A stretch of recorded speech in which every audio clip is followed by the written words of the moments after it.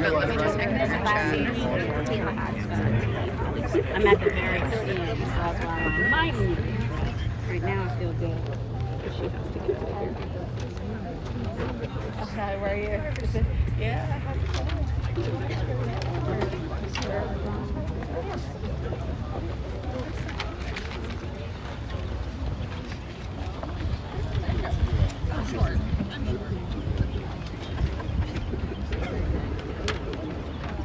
The person you'll introduce their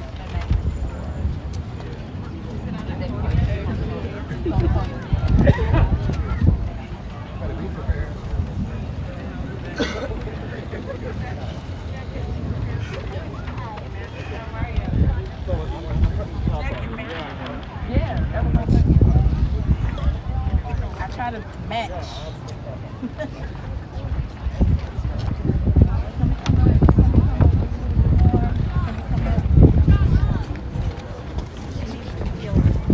Yeah, I got to feel the energy. That's it. Weird, you here.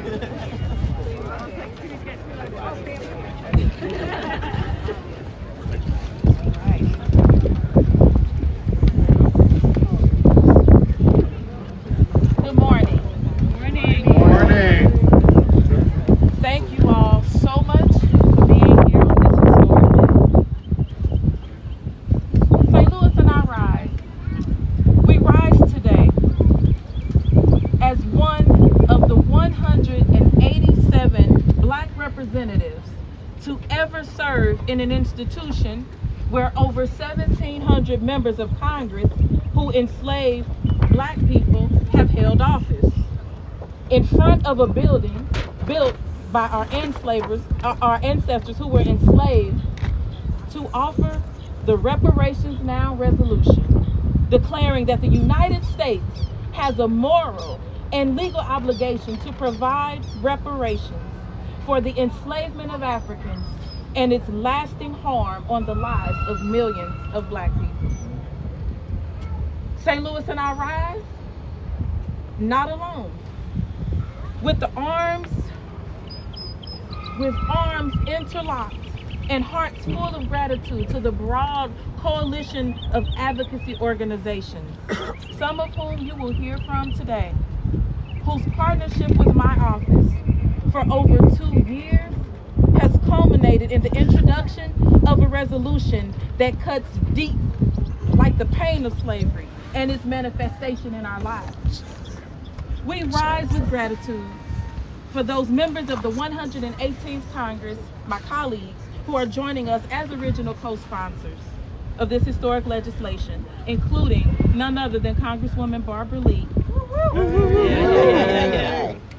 Congresswoman Rashida Tlaib, Congressman Jamal Bowman, and more, as well as with special thanks to Congresswoman Sheila Jackson Lee, who is lead sponsor of H.R. 40, the Commission to Study and Develop Reparations Proposals for African Americans Act, whose partnership I appreciate, and who called me this morning to offer her blessings for this resolution and to express her support.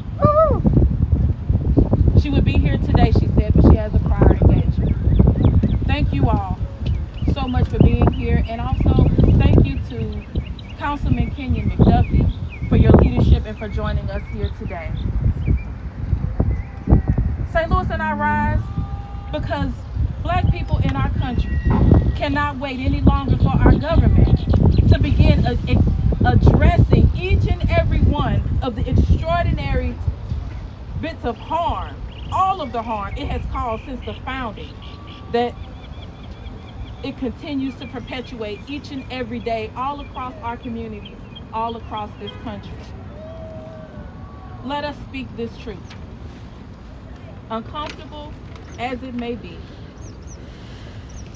our country was not founded on the principle that all people are created equal. It was founded at the expense of the lives, freedom, and well-being of Black people, African folks who they stole, whose enslavement, exploitation, and dehumanization were written into the Constitution. The truth is uncomfortable, yes. But slavery and discrimination are not a minor or insignificant part of our country's development. They are integral to it. Consider this. The U.S. economy was founded on the production of crops planted. We're talking about tobacco and rice and sugar. Cotton. Harvested and produced by enslaved people, enslaved black people. By 1831, the United States was delivering nearly half of the world's raw cotton crop as a result of chattel slavery. In 1861 alone, the value placed on cotton produced by enslaved black people was $250 million, or more than $8 billion today. All of this happened not in spite of the federal government, but because of it. Yeah. Because of the U.S. federal government. 10 of the first 12 presidents of this nation enslaved black people. All right, yeah. President James K. Polk traded enslaved black folk, enslaved Africans at the White House. We're told through the Oval Office. There have been 1,500 more enslavers of black people than black people who have served as members of Congress. As my staff said earlier today, every single black person that serves in the United States Congress is a miracle. The Supreme Court's Dred Scott case. Come on with it. That decision that was heard in St. Louis, in my district, holding that black people could not be U.S. citizens. Folks that they brought here, that they exploited, that they stole, kidnapped. We're trying to find one kidnapped person. We change all the media focuses on this one kidnapped person, usually white. The U.S. stole 12 million people. But the Supreme Court's Dred Scott decision holding that black people could not be U.S. citizens was decided by a majority that included 5 slaveholding justices. This is not just a matter of our country's history, but it is a matter for which America must provide reparations if we desire a prosperous future for all. We know that we continue to live under slavery's vestiges. We know how slavery has perpetuated Jim Crow. We know how slavery's impacts live on today, from the black-white wealth gap, to voter suppression, to segregation and redlining, to disparities in infant mortality rates and other health outcomes. When the black-white wealth gap is $14 trillion, it's unjust, and it wouldn't happen in a just and fair and equitable society. Let me just add. So those are not the natural consequences of human society. None of that. They are directly caused by our federal government's role in the enslavement and exploitation of Africans, of black people, throughout our history. Our federal government never saw fit on its own to rectify the immeasurable, the cataclysmic harms of slavery. But we're here now, and we're lifting up this mirror of a resolution so that America can face it and see, look in it and see our future. A future of healing, a future of repair. Yes. A future of accountability. Yes. We're not here to request that future. We're here to demand it. Yes. We need that future now. Reparations now. Reparations now.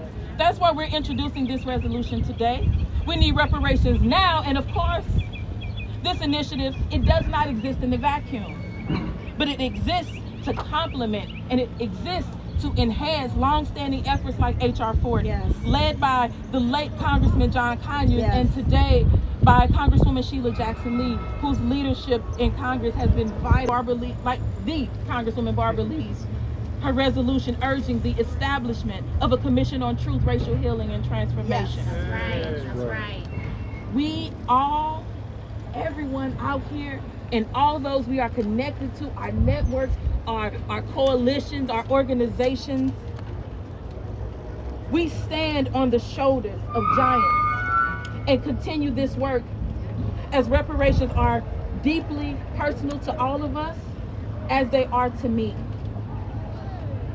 It's deeply personal to me because when I think of my ancestors, and my ancestors lived their lives in West Africa, unaware of the horrors that would befall them.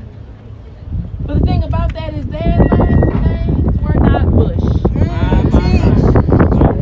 Even though mine is. That name was forced upon my paternal ancestors by the white people who enslaved them. Tell the story. And I can feel that in my bones every day. So this is about my own family's history too. As I fight for y'all, as I fight for our legacy, I'm fighting for my family. But I also know that because I have this privilege, even after all that my ancestors experienced, I have this privilege of representing the people of Missouri's 1st District as the first Black woman to ever represent Missouri in federal office. I will do everything in my power to hold our government accountable for the moral and material crimes it has committed and continues to perpetuate. I'm grateful, you all, to this movement, to the advocates, to the activists who have engaged in this struggle every single day at the state and local levels, who are making incredible progress, like in St. Louis. To the people who carried the torch before us, to those who gave their lives, and to those who are willing to open their eyes today, regardless of how closed they were yesterday. Join us. We want you to open your eyes and see that none of us are free until all of us are free. Period. Thank you for being here, and now I will turn it over to none other than the Congresswoman Barbara Lee.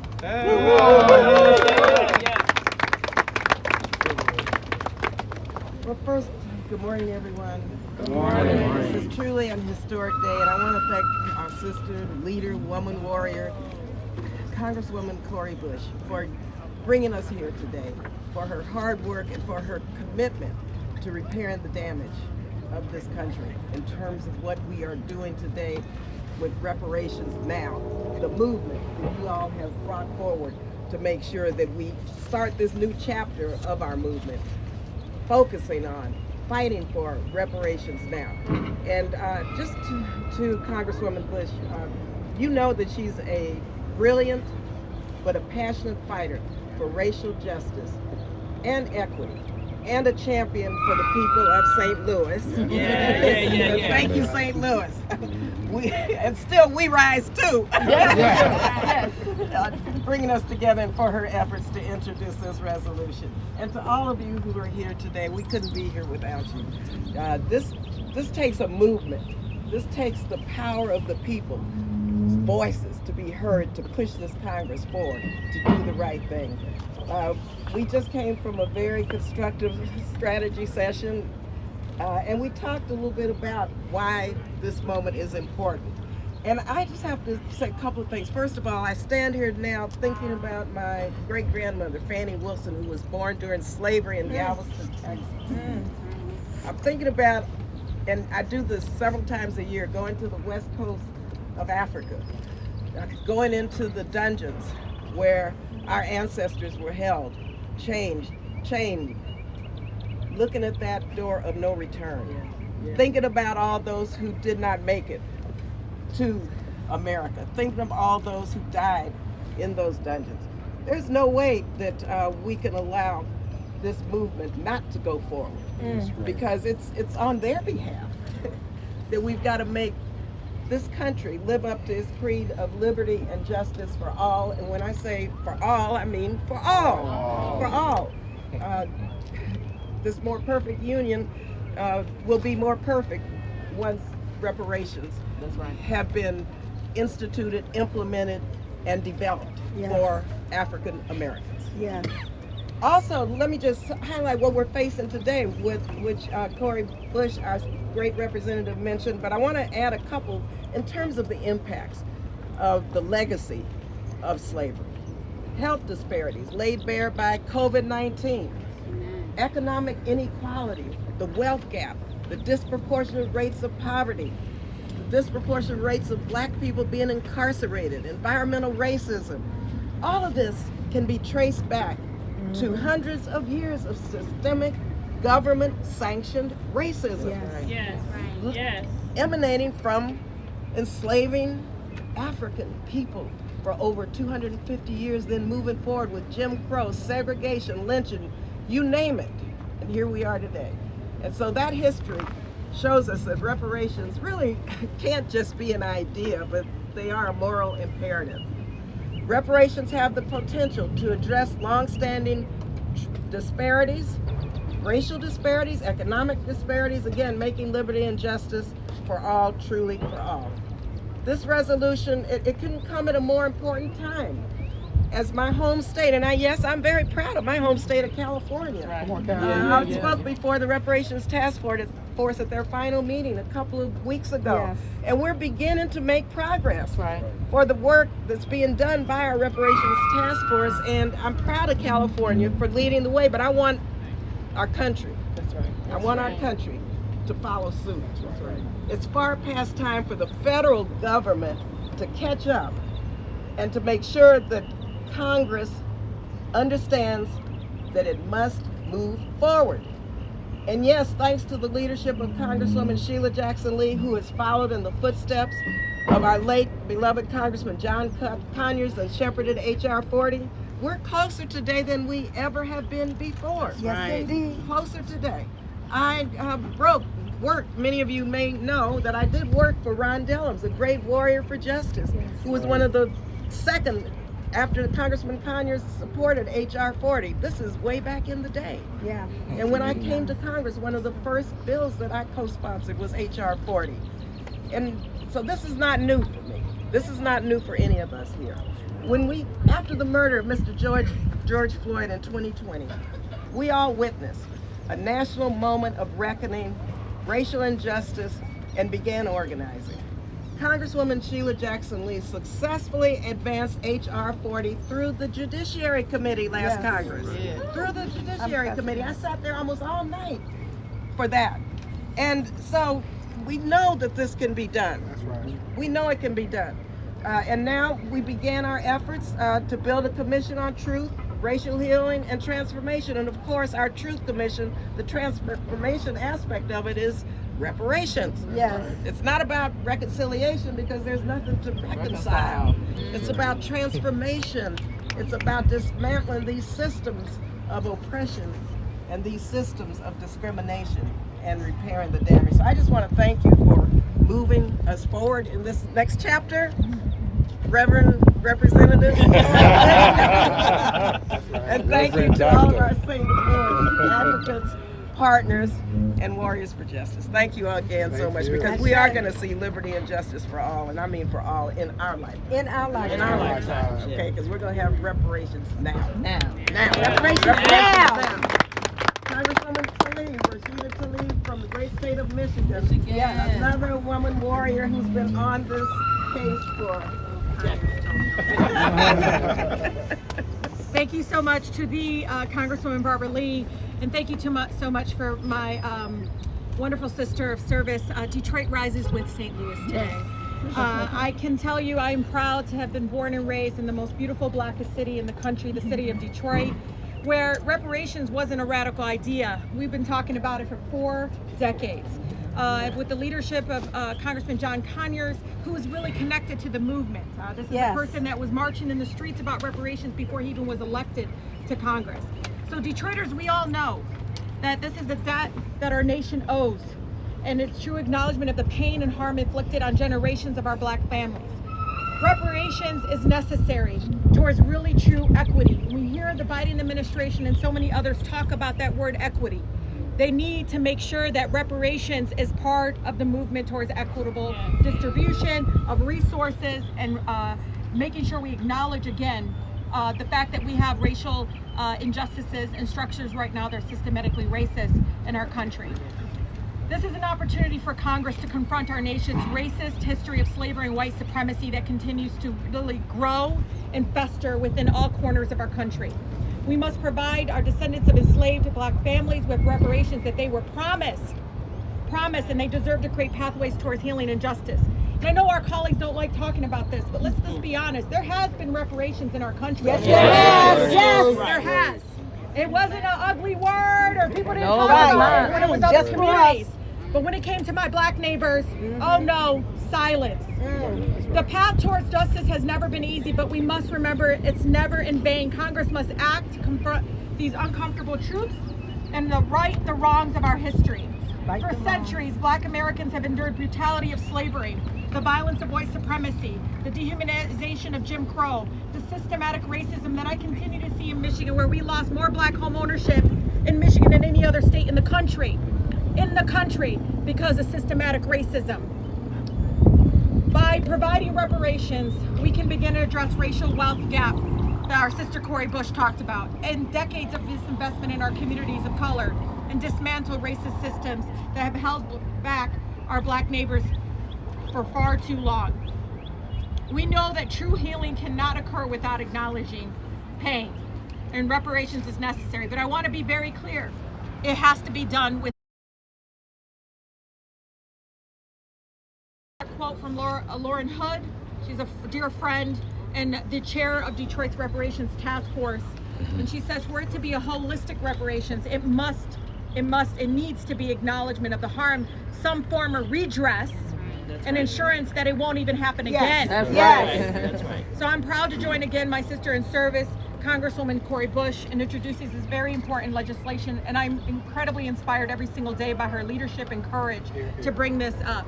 And I gotta tell you, it's like no economic justice without Reparations. No economic justice without Reparations. And again, I think when we talk about economic justice policies in Congress and throughout our country, reparations need to be on the agenda. And I thank you so much. And with that, I've been watching Congressman Jamal Bowman these last, he's on his, amazing member.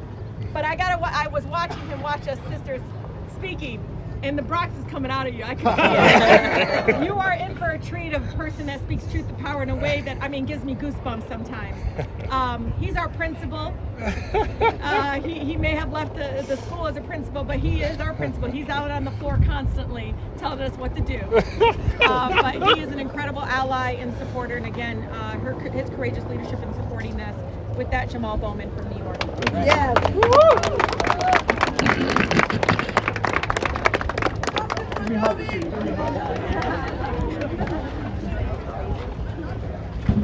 Hello, everyone. Thank you so much for being here. Thank you, Representative Bush, for your love of our community, for your love of this country, and for your love of the world, and for your visionary leadership. I remember when we first got into office, and we were on CNN together. And I believe we pushed the anchor to talk about reparations. That's not even what they wanted to talk about. And we just started pushing them on this issue. It was literally like our first interview together. And so, I'm going to be very brief because I think much of what needs to be said has already been said, but I'll just add a few additional points. I want to quote Brother Muhammad. Have you forgotten that once we were brought here, we were robbed of our name, robbed of our language. We lost our religion, our culture, our God. And many of us, by the way we act, we even lost our mind. That's right. So that to me captures why reparations is so essential today and why reparations has been so essential throughout American history. I have just discovered the tribe that my family came from. I just discovered because I did my own research. I'm still learning the language. I'm still learning the culture. Imagine growing up in a society where you are completely disconnected from your homeland. That is what African Americans have been dealing with since we have been brought here. And I watch with pride and support when I see the Irish fight for Ireland, and the Italians fight for Italy, and Jews fight for Israel, and Palestinians fight for Palestine. I love that. Black people are fighting for our sovereignty in the same way. And reparations is a major part of supporting our fight for our sovereignty and rediscovering our knowledge of self. Because, you know, it was mentioned, it's slavery, yes. It's Jim Crow, yes. It's redlining, yes. But it's also the continued colonization of our people that manifests itself in our education system. Talk about it. Our education system have trained us to love and worship our oppressor and our slave master, and to do everything we can to work within its structure and its systems to uphold our continued oppression. So the process of reparations is calling all that out. Yes, and indeed. speaking Call it truth out. to power on that issue. Yes. And the last thing I'll say is this: trauma lives in the black body. Research has shown this. Yes. From generation to generation, trauma lives in the body. It lives in the blood vessels. It lives in the DNA and the cells and the mind.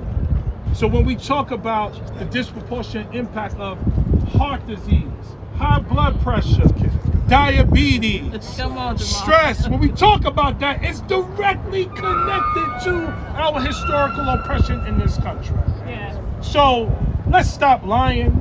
Let's tell the truth. That's right. And I'm just so thankful, Cori, for you, for speaking out and leading and telling the truth. That's all we asking. Tell the truth. If America claims it's a country for everyone, and is promised to be a country for everyone, let it be a country for everyone. We ain't never get our 40 acres in the middle. Nope. That was given to white people, foreign and native born, as part of the homestead. And since then, we've been playing catch up.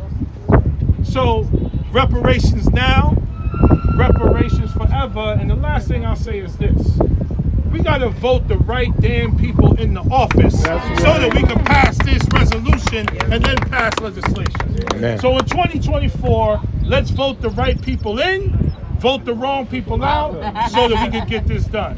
Thank you so much.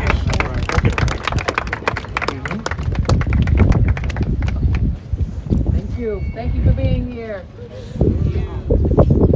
I want to read really briefly a message, remarks from Representative Sheila Jackson Lee. She wanted to make sure that that she was heard. That she was trying to get here, but it's not going to work. She has an event at the White House. So this is her words, Sheila Jackson Lee. I am pleased today to give recognition to Congresswoman Bush in the introduction of her resolution, recognizing that the United States has a moral and legal obligation to provide reparations for the enslavement of Africans and its lasting harm on the lives of millions of Black people in the United States. As I continue to fight for the official establishment of a commission and the passage of H.R. 40, a bill that leaders across America are still fighting for, I support this effort as a thoughtful contribution to the foundation of the decades of work we have done in Congress to move the needle forward. In particular, this resolution calls out our government's failure to pass H.R. 40 legislation, which I introduced this session, and a measure that has now been introduced in Congress for over 30 years, seeking the establishment of a commission to study and develop reparation proposals for African Americans. H.R. 40 is the pathway for a governmental framework that will help restore national balance and unity in terms of wealth, healthcare, education, housing, and the criminal justice system. By passing H.R. 40, Congress can start a movement toward the national reckoning we need to bridge racial divides. Reparations are ultimately about respect, reconciliation, and healing, and the hope that one day Americans of all backgrounds can walk together toward a more just future. Congress can start a movement toward the national reckoning we need to build a bridge racial divides.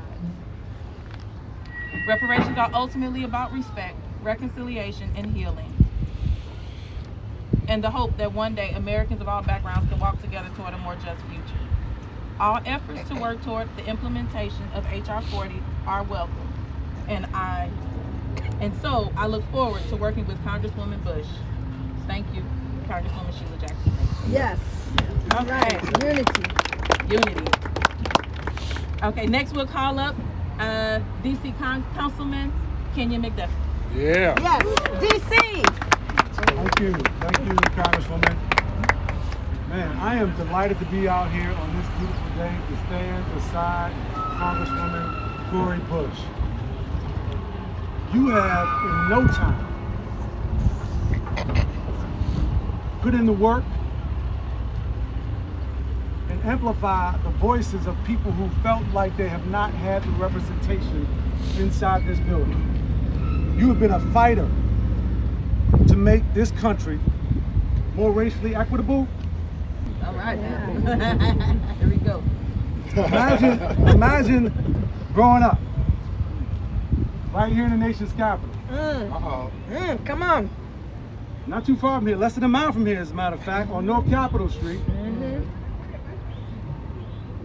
With the eyesight of the United States Capitol. Every time you wake up and you leave out your front door, you see that bastion of democracy.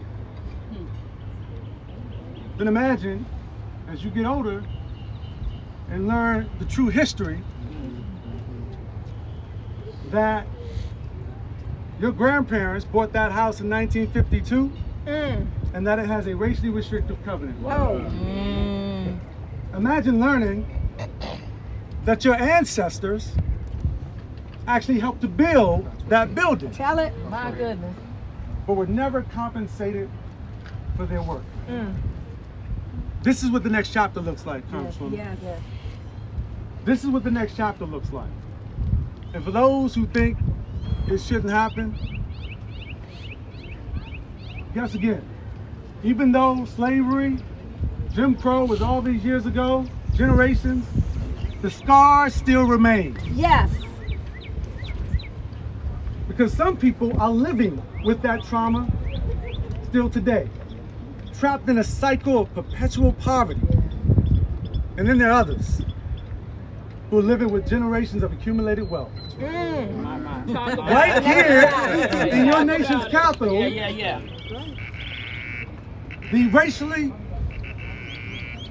here in the nation's capital, the separation, the disparity that exists between white wealth and black wealth is huge, it's gaping. Talk about it.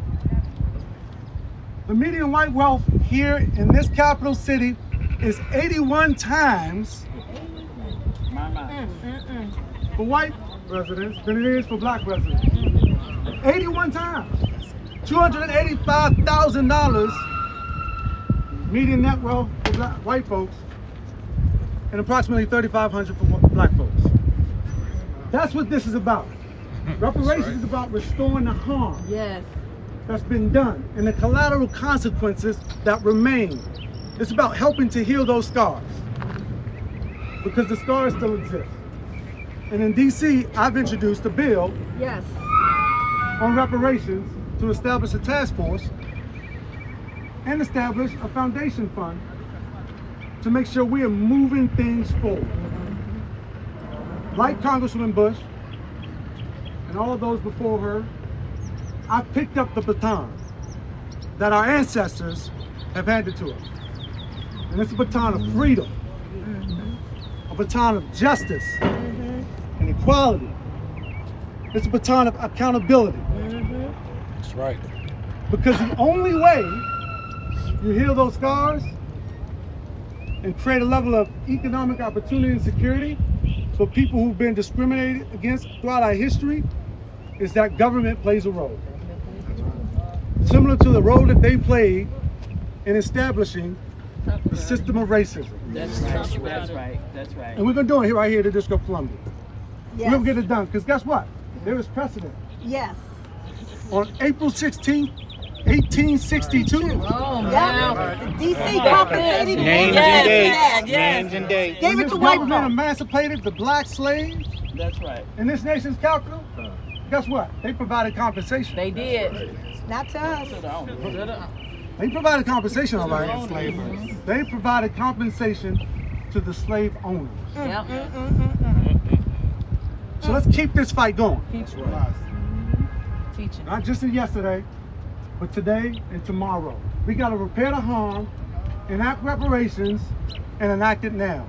Reparations win? Now! Reparations win? Now! Reparations win? Now! Thank you. Thank you. All right. Next we'll call up Pastor Tracy Black. Good morning. Good morning. I'm a preacher, so I have to keep my notes close to stay on task. The transatlantic slave trade is one of the greatest horrors recorded in the history of this world.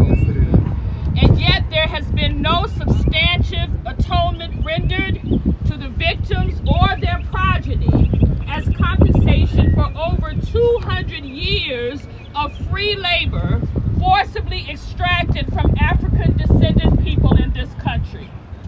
There has been no adjudication of these crimes against humanity that were legitimized by those elected and sworn to uphold democracy then, or by their successors who occupy those very seats of power now. As a matter of fact, instead of seeking to atone for such atrocities, efforts are actively underway to abolish the truths of our nation's past. That's right. In order to abdicate our responsibility to make right our wrongs and to assuage ourselves of the guilt for not doing so. This is why, as a denominational officer of the United Church of Christ, a resident of the state of Missouri, a proud supporter of our Congressman Cori Bush, who did not come to D.C. to talk about it, but to be about it, who came to D.C. never forgetting the people who sent her or the purpose for which she acts. I am honored to support this bill of reparations for the more than 40 million African descendant people in this country who are the ones who have survived many mutations of captivity and economic exploitation for the sake of an American dream that has never been a dream for us. That's right. People have been cheated for centuries. Restitution is a costly process. Inferior education, poor housing, unemployment, inadequate health care, each will require billions to correct, King warned. Justice, so long deferred, has accumulated interest, and its cost for this society will be substantial in financial as well as human terms. I close with this, my friends. America owes generations of African descendant people in this country more than a financial debt. Yes. America owes us its dream. That's right. Because we are the ones who made it possible. Yeah. That's right. All right. Good morning. I am Reverend Cassandra Gould, who hails from the Black Belt of Alabama, where history records that cotton and tobacco were king. But I want to set the record straight. My ancestors, those who raised and picked the cotton and the tobacco and the sugar cane, they were king and queen of America's economy. I spent most of my life in the great state of Missouri, in the city of St. Louis. And today I am proud to stand with my sister, Reverend Representative Cori Bush, who always rises for St. Louis, but today, on this historic day, she rises for the 40+ million descendants of those whose hope was plundered, for those whose names were erased not just from history, but even from their memories. I'm proud to stand here today to remind us that reparations, the reparatory acknowledging that harm, historic, systemic, perpetual harm has been, is, and will continue if we do not disrupt the normalization of the plunder of black lives that turn too quickly into black bodies, the plunder of livelihood in this country, where people of a different hue than mine always got privilege and continue to get privilege. We got plunder, economic plunder, health plunder, social plunder, educational plunder. We talk about the extraction of wealth. You got to have some wealth before it's extracted. Whoa. We can't even get regular living wages. I stand here in this place 403 years after a ship called White Lion brought my black ancestors onto the soil that would become the United States. They didn't think we were human enough to even count all of us. The manifesto says 20-some odd lot of Negroes. I stand here 166 years after Dred Scott stood in the city of St. Louis having his humanity denied. 158 years after my grandma, great-grandma Joanna in Demopolis, Alabama, born into enslavement, finally got free. 54 years after Jim Foreman took the black manifesto to the white churches and synagogues so that the church might lead the way. 34 years after the late Representative John Conyers initially introduced a bill on reparations, and countless sessions after Representative Sheila Lee Jackson and Representative Barbara Lee have tried to get us what we deserve. Dr. King said in this city, 60 years ago, in this unfolding conundrum of life and history, there is such a thing as being too late. There is no time for apathy or complacency. This is time for vigorous and positive action. This bill, reparation now, is a form of action in a place where they legislated against our humanity. It is the least.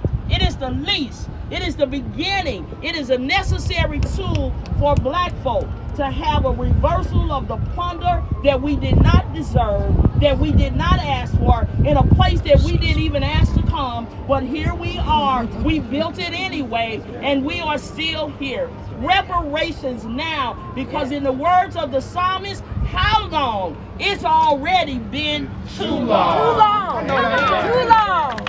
I want to call up Cliff Chambers.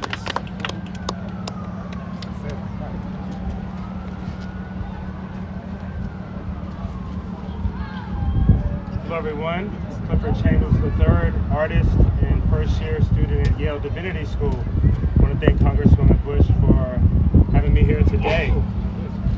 Quilts have had a long, storied, and beautiful history with Black Americans, the Black community.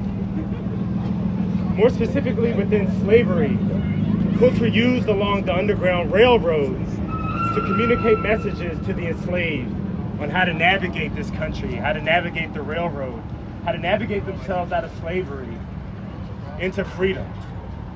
And so today behind me, we have a quilt that I made with the North Star pattern, the North Star representing Canada, representing freedom, representing a different America, a different life for Black Americans. And so on the quilt today, we have Reparations Realized. And it's a part of a larger effort with Trinity, where I'm the founder and head artist. And we're starting the Reparations Quilt Project. And today is one of the official launches that we're doing, where we're gonna create an entire quilt that will cover the National Mall. Yes. Where we will solicit quilts from America, from all over the world, and we will piece them together. We will use art as an advocacy piece. See, art within the Black community has always been intertwined with advocacy, with making a new way, with expressing how we feel, expressing the state of things. And right now we are attempting to do that on a large scale on the National Mall.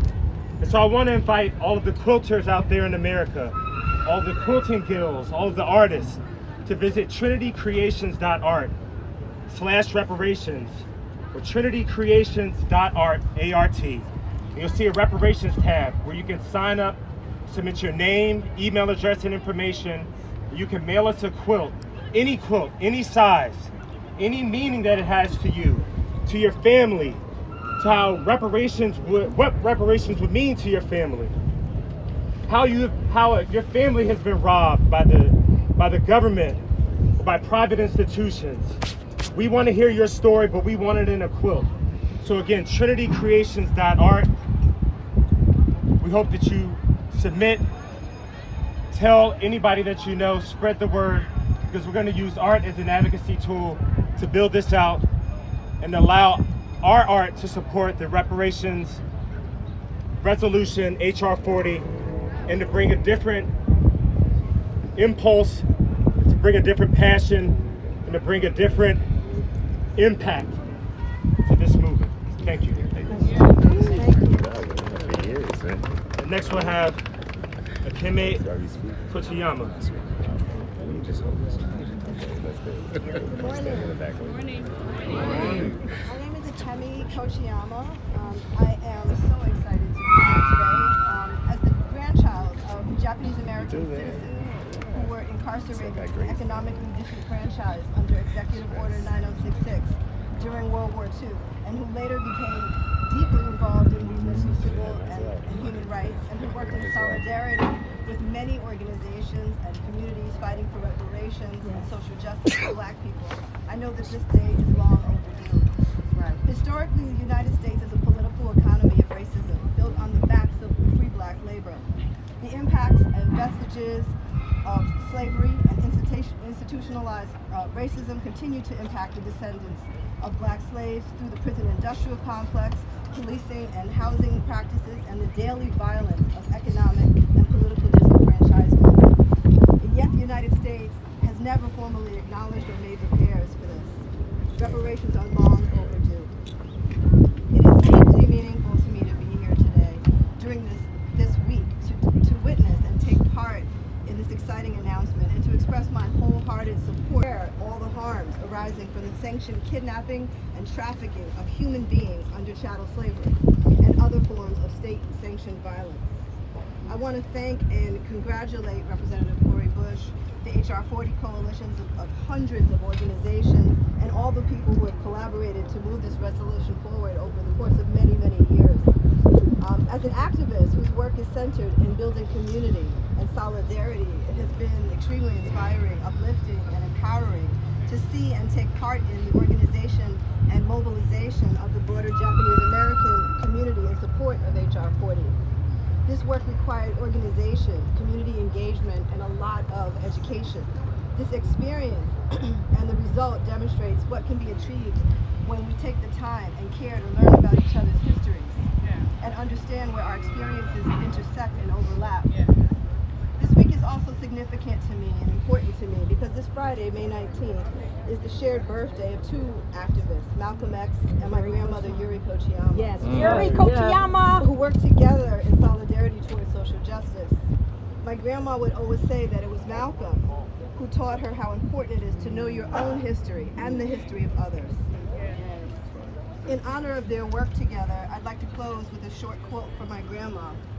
It goes, unless we know ourselves and our history and other people and their history, there is no real way that we can really have any positive kind of interaction and where there is real understanding. Thank you. Thank you. Reparations now. Reparations now. Thank you.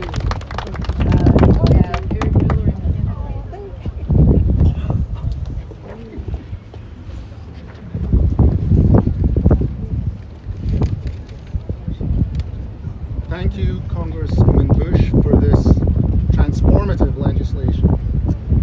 My name is Eric Miller, and I'm one of the attorneys, along with my colleague Mackenzie Haynes, representing the last 3 living survivors of the Tulsa Race Massacre.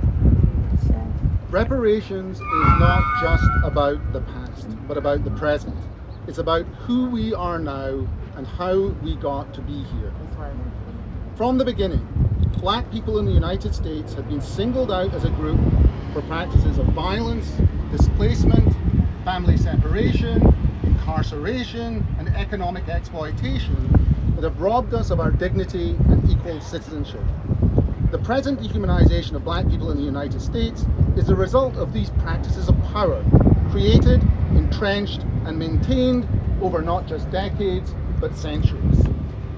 We are witnessing right now in communities around the country people invoking these historically persistent practices of silencing and domination in classrooms, around water coolers, on Zoom meetings, in Bible study, at school board meetings, on legislative committees, and in judges' chambers. Friends, colleagues, congregants, board members, police, and politicians make histrionic appeals to an imagined American past aimed at dismissing and excluding black people from equal social, political, and economic participation in the American society. Again and again, black people in the United States are told that we should move on, that now is not the right time or the right venue to seek justice or tell our stories, that dignity and equality for black people is too disturbing or too expensive to bear. Congresswoman Bush's reparations bill rejects this national gaslighting of black communities who are blamed as the agents of their own oppression. Congresswoman Bush's reparations resolution says this is the time and this is the place for survivors of atrocities and serious human rights violations like the Tulsa Race Massacre of 1921 and their descendants to seek restitution, compensation, rehabilitation, satisfaction, and guarantees of non-repetition for past and ongoing harms. The Oklahoma State Legislature acknowledged that this murderous massacre was followed by a 75-year-long conspiracy of silence that perpetuated the domination of one race by another. But Oklahoma's done nothing to repair these harms.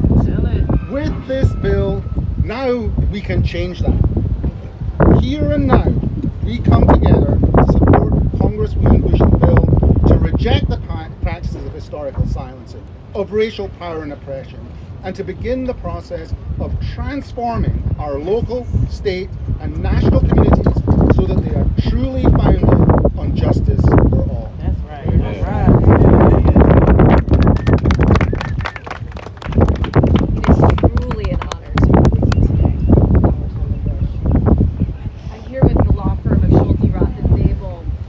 We put in the pro bono work to make Tulsa a better place, and we're doing it by representing the last three living survivors of the race massacre. But we got to keep talking about Tulsa. Yes. It's not done yet. Right. On May 30th, 1921, there was a hospital in Tulsa. There were doctors, lawyers, teachers, professionals going about their day, living their lives, living this American dream that they tell us we have to do, to pull ourselves up by our bootstraps, they said. And in Tulsa, in Greenwood, we did. And then they were bombed. Tell it. There were no bootstraps left because they were bombed. Right. And they are still not repaired today. Tulsa still lives in economic disparity, unlike any other place in America. And all of it can be traced back to the Tulsa Race Massacre of 1921. All of it. Because we were doing it. We were doing the work. We were working like they tell us to, and yet they don't let us live our lives and do what we can do to make our lives better. So we are here working hard in the court system, in the United States justice system, to make it better. But we have impediments. Judge Wall in Tulsa County Court, she has the opportunity to let us proceed. We are right on the law. We are right on the law. She let us proceed, but then the gaslighting of the American justice system is holding us back yet again, and we will not let it happen. So please, I ask all of you out here today, watching, listening, please advocate for Tulsa. That's right. We're not done yet, and we will continue to fight. Thank you so much. Thank you. Next we'll call up Greasy. Come on, Tracy.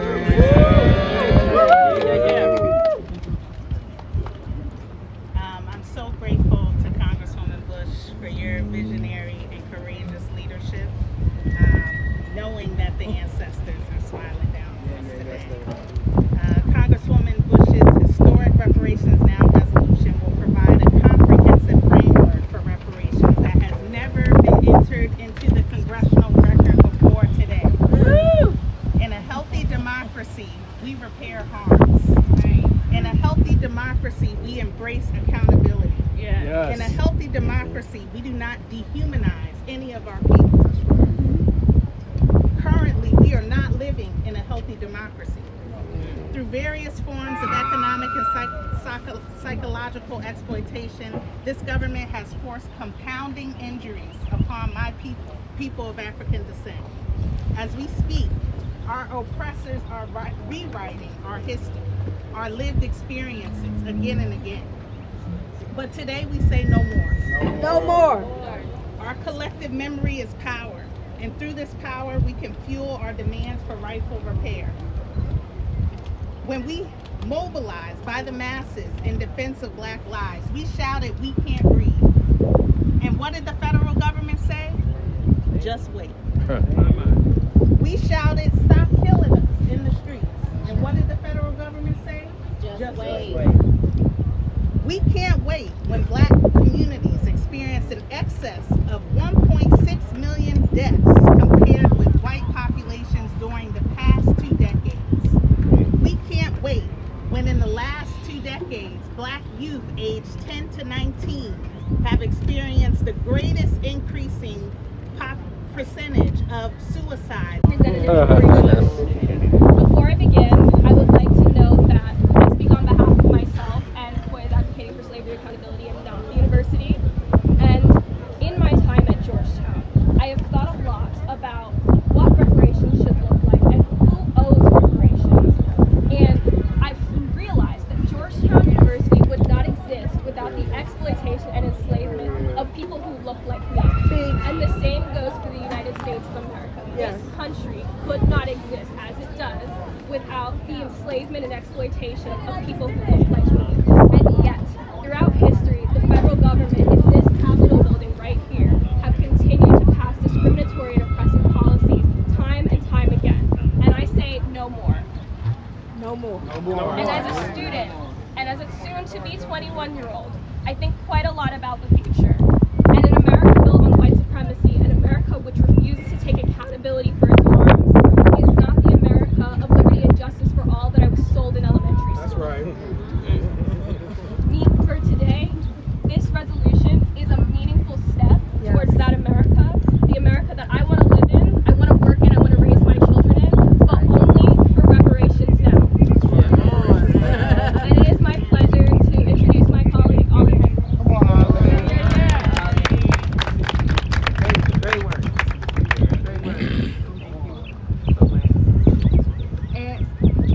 I'm truly blown away by the community that has shown up today. It has been beyond inspiring to see the ways that everyone here has come together for the same purpose, reparations now. Reparations now. Great. I'm Ollie Henry, a rising senior at Georgetown University, working with Hoyas advocating for slavery accountability. And we, our organization, stand in support of Cori Bush's, the amazing Congresswoman Cori Bush's bill, because it's a necessary step towards reparative justice.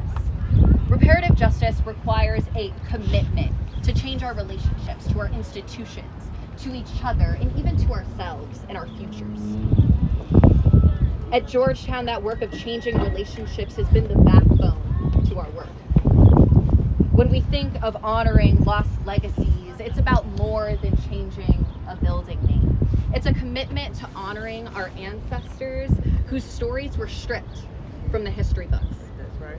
Our predecessors at the university have been pushing the seal, creating a foundation of resistance and resilience for our organizing to step into.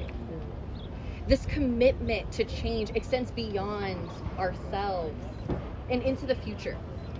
It imagines a new future where we take meaningful action to honor erased legacies, to return property back to those who poured their blood, sweat, and tears into the land, to offer free trauma-informed care, and to abolish the police. Just like with this bill, our organizing builds on our ancestors' work to do the revolution dream. And we continue to push that seal farther and farther each day towards our collective liberation. Thank you. And I would now like to introduce Richard Brookshire. Hello everybody, my name is Richard Brookshire. I'm the co-founder of the Black Veterans Project. I done cut my speech in half just to spare your feet, but I'm gonna speak some truth to power today. My brothers and sisters, there is a debt to be paid, a monetary, social, moral, and spiritual debt to be accounted for. In the words of the great Dr. King, we refuse to believe that the Bank of Justice is bankrupt. There is a concerted and insidious effort in our country and within the hallowed halls of Congress to proffer a revisionist history of the bigotry and economic atrocities visited on millions of black families since our nation's inception. But bigotry has left in its wake a trail of evidence so profound that it cannot be denied, and it will not be denied. I come before you today as one veteran, yet I stand on the shoulders of millions across the centuries whose honorable service was met with discrimination. Black veterans who face systematic denial of the rights and benefits afforded to their white compatriots. The right to equal opportunity in the armed forces, the rights to fair housing through VA home loans, to equitable education through the GI Bill, to vital pensions in old age, and to fair and just disability compensation for bearing the wounds of our nation's wars. Confronting this legacy is the work of the Black Veterans Project. To redress the multi-generational economic lynchings made plain for all to see. Because let me be clear, a nation built on chattel slavery, sustained through economic degradation, and bent on historical erasure without any semblance of accountability and reconciliation will face an onerous and indefensible future. That's right. Thank you. Thank you for that. We have one more speaker, and then we'll open for questions. Victoria Kirby. Yeah! All right, I guess I'm bringing the benediction today. I got a little bit of call and response for y'all, so I hope you'll join me, all right? My name is Victoria Kirby York. I'm the Director of Public Policy and Programs at the National Black Justice Coalition, the premier organization fighting for Black LGBTQ+ and same-gender loving people across this nation. Now, I see a lot of you reporters out there. The United States Congress, the President of the United States, and the mainstream media have been consumed with how quickly the United States can pay its debts to foreign nations. We've been obsessing over our credit limit. However, there are debts here at home the United States defaulted on before and after its founding. The debt owed to descendants of enslaved Africans surpassed our debt ceiling generations ago.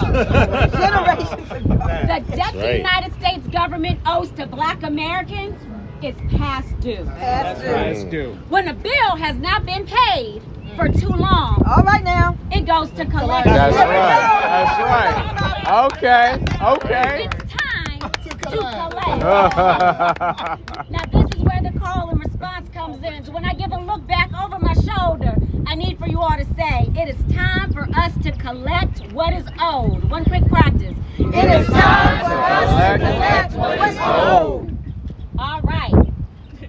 It is time for us to collect what is owed. Due to the wages stolen from generations of our ancestors through the Trans-Pacific slave trade, which we don't talk about that often, that happened a whole century, a whole 100 years before the transatlantic slave trade. Over half a millennium ago. We're talking about 500 years. Come on now. It is time for us to collect what is owed. To us, for the multi-generational trauma that continues today, reflected in Black children being torn from their mother's arms by traitors of enslaved people and prejudiced child welfare agents today.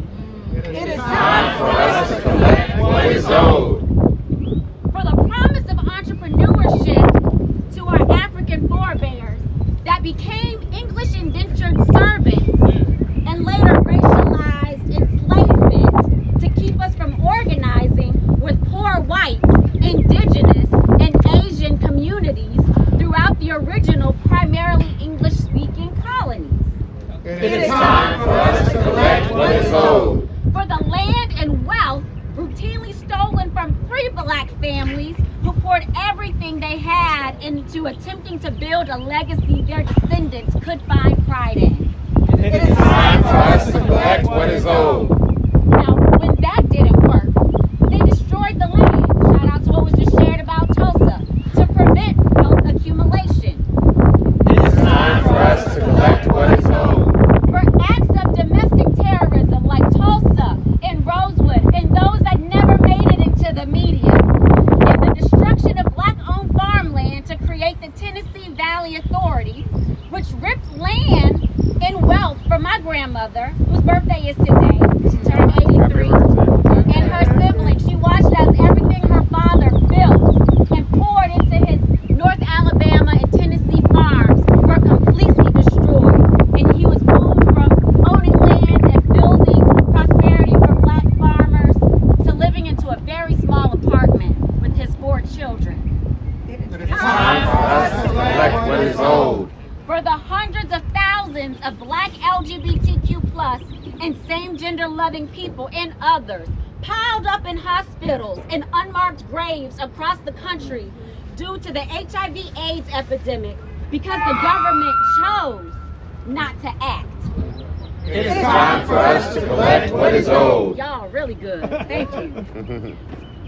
For the too many to count federal policies, such as FDR's New Deal and others that excluded our loved ones from the nation's safety net until we forced them to include us all.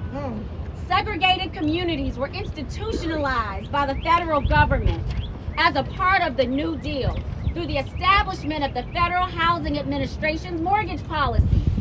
These policies restricted Black families' access to capital while increasing that of white families. Separately, the New Deal Social Security Program, which some people try to cut today, but I won't go there, initially excluded a majority of African American workers who are part of the agricultural and domestic employment sectors. It is time for us to collect what is owed. For being paid less than white people to fight in the same wars in similar roles, and until recently, if you were LGBTQ+ on top of it, you lost your job and benefits when people found out. Now, let me add a little something to that. The U.S. government, thankfully and for good reason, is retroactively connecting Don't Ask, Don't Tell discharged service members with their benefits and updating records to show honorable discharge. Our government is also ensuring spousal benefits for those, as they should, for those unable to get married as a result of the Defense of Marriage Act. Now, as an organization that caters to Black LGBTQ+ people, if the queer community I'm a part of can get reparations from our government doing wrong to us, certainly the Black community I was born into and raised in should be able to as well. It is time for us to collect what is owed. To us by a government whose buildings we built, who stole money and land from us, and whose economic system exists because of our stolen and discounted by racism labor. The United States government stole our property and profit from our labor to become the wealthiest nation in the world. And there are a lot of nations we can It is time for us to collect what is owed. to our families, so we no longer have a wealth disparity that is essentially a function of theft and intentional inequitable treatment by those we consent to govern us. Finally, while reparations are critical, our nation desperately needs access to our nation's complete and uncensored history, to heal the divides that stoke fear, bias, and resentment.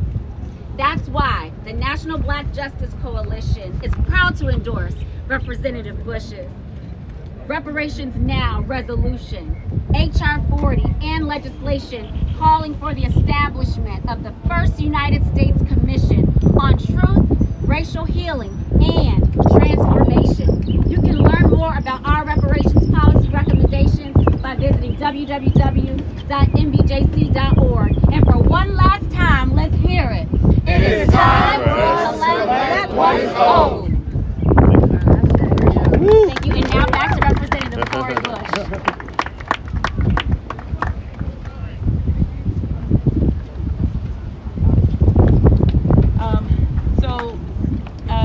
I know that we have spent the time quite a bit. I have one more member of Congress walking over, so we're going to give her an opportunity. But I want, okay, all right.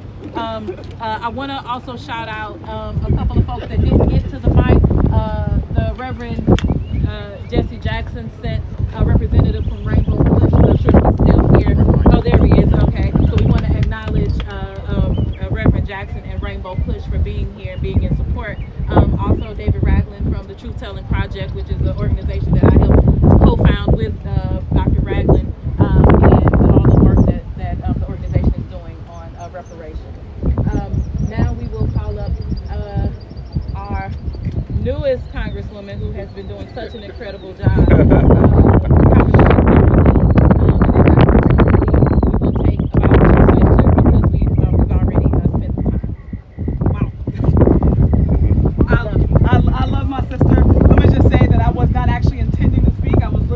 Walking past and I saw my people out here.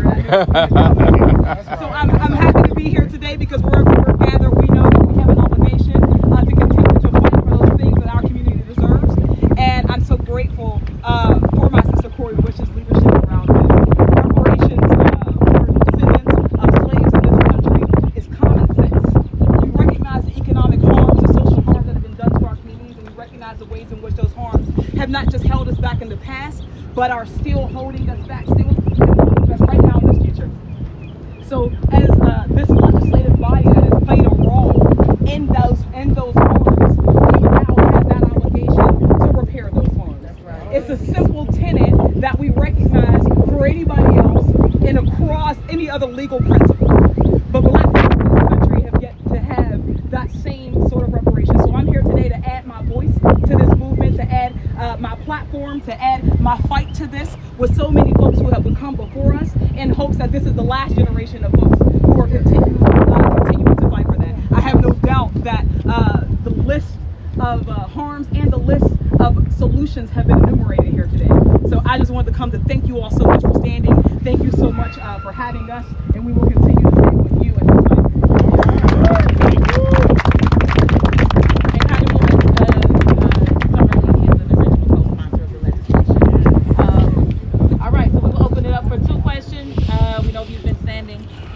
Would you say your name and where you're from? Morgan Phillips with Daily Mail. Can you talk a little bit about what this reparations plan would look like? Is there a per person dollar amount you would like to see? Anything like that? Yeah. So what we're working on is we're looking at the black-white wealth gap, and which is about $14 trillion. So there, we have scholars like Dr. Sandy Darity and Jason Hinkle and others who have been working on a dollar amount, looking at what that is.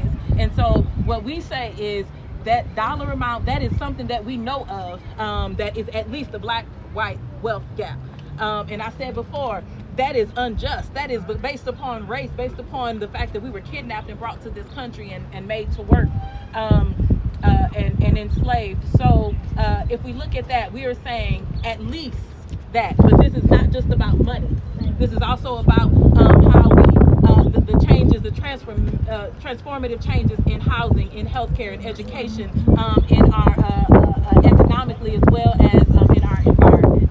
And let me add to that, we're talking about over 222 million hours of forced labor. 222 million hours of forced labor, which today would be at the value of over $97 trillion. And so the United States must pay. All right, one more. Yes. Okay, thank you, Congressman. My name is Liz. I'm with Fox Digital. I wanted to ask what kind of conversations you guys have had about sources of funding for federal reparations. So we're working with this has been talked about with the administration. We talked about it with other members of Congress. We talked about it on the local, state levels as well. So we're still having those kinds of conversations. But I'll say this: if we can continue to fund these wars, when we can continue to put money, hand over fist, trillions of dollars into forever wars, into the defense budget, even beyond what they asked for, when we can continue to do that, when we can send money abroad to help elsewhere, we have to make sure, because we're talking about helping with things that are happening now that we did not repair what happened before, because we are still living through. And so how uncomfortable it makes other folks about what this feels like, and the fact that people don't want to hear it because it's uncomfortable or we're tired of hearing it. I remember, and I just gotta say this because when people say to me, I've had my colleagues say, well, we didn't enslave, and you were never a slave. But this is the thing, especially for our law and order folks. If someone is killed and they are no longer here, does the person who did the killing are they not held accountable? Because in this society, what I know of is the push is that folks be held accountable. Law and order here. If somebody is no longer here, does that not mean that they should get that accountability, or what others call justice? In the same way, our ancestors may not be here, but we are their descendants, and we deserve to have the compensation, the restitution, the rehabilitation for everything that they lost, for everything that they gave, for everything that they suffered, for everything, for every lie, for every single thing that happened to them, because we're talking about stolen people, stolen from their land, lost their culture, their religion, their tradition, and brought into a country where even yet today in 2023, we still aren't free. Amen. Reparations now! Reparations now! Reparations now! Reparations now! Reparations now! Reparations now! Right, I All should. right. Thank you all so much. Thank you. Thank you. And if I forgot the organization that did We have pioneers in the movement here as well. Nikichi Taifa, Reverend Thompson, Dr. Ray Wimbush, Justin Hansford, and others. So I just wanted to make sure we acknowledge them. Yes, thank you all. I can't thank you enough. And let me say one thing. I don't know if everybody knows. Can I say? I just want to say. Can I say? Need to know. So I just want to say that we appreciate the iconic NBA player LeBron James for his work to help push this message forward, the message of reparations, by them working on the documentary, and that's the cameras that you all see. So they're working on the documentary, and this will help to push all of the things that we are working on. So all of you are a part now with it. All right, Madam Representative, one of our reparations legacy organizations here in Cobra. Yes. Kenneth Henry, the legislative director. Thank you for being here. Who whipped the 215 votes we had for HR 40 before our friends pulled the rug out from up under us. Amen. Thank you so much. I stand with you. Tell me what you want me to do. Hey, yes, that's right. 215 for the Oh, and if anybody wants to come, our office door is open. If anybody wants to come, I think we have a little something to nibble on, and you can come and let's fellowship with one another. Unless folks gotta go, but for those that don't have to go, you're welcome to come to our office. All right.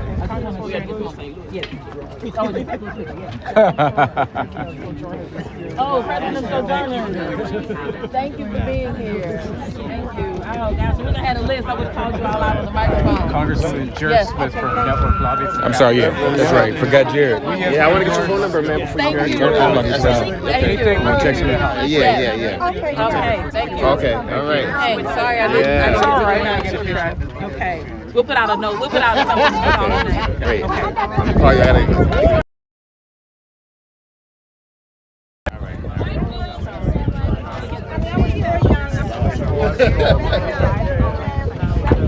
Oh, this guy, man. Hey, that's good, man. Yeah, that's good. You got here on this, man. You know, I snuck in.